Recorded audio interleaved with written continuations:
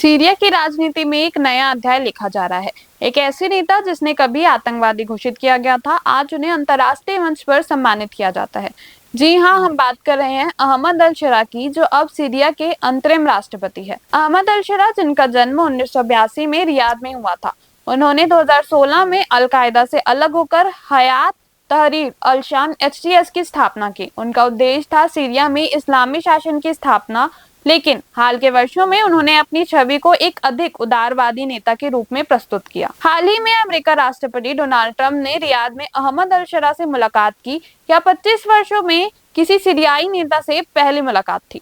Trump ने इस मुलाकात को ऐतिहासिक बताते हुए सीरिया पर लगे प्रतिबंध को हटाने की घोषणा की। अब बात करते हैं अब्बू मोहम्मद अल शरा की। अब्बू मोहम्मद अल जुलानी एक ऐसे नेता है जिनका नाम कभी अल कायदा से जुड़ा था।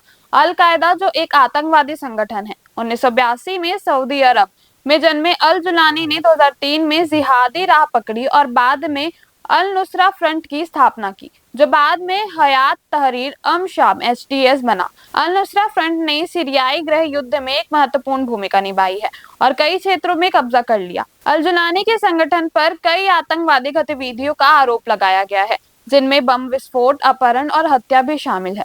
2016 में उन्होंने अल कायदा से नाता तोड़ा, HTS को एक स्वतंत्र गुट में बदल दिया। उनके नेतृत्व में HTS ने दमिश्क पर कब्जा किया और असद सरकार को सत्ता से हटा दिया।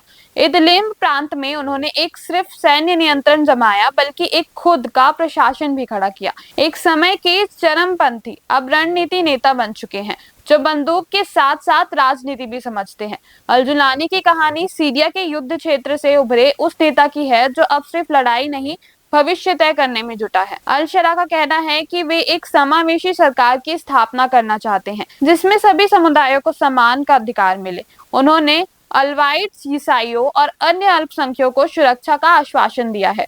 सीरिया में हो रहे बदलाव न केवल देश की राजनीति को प्रभावित करेंगे, बल्कि पूरे मध्य पूर्व की भू राजनीति पर गहरा असर डालेंगे। क्या यह सीरिया में स्थिरता की ओर एक कदम है, या फिर नई चुनौतियों का सामना करना पड़ेगा? यह समय ही बताएगा। सीरिया की कहानी अभी खत्म नहीं हुई है। यह एक नई शुरुआत है, जहां पुराने दुश्मन अब एक नए दोस्त बन सकते हैं।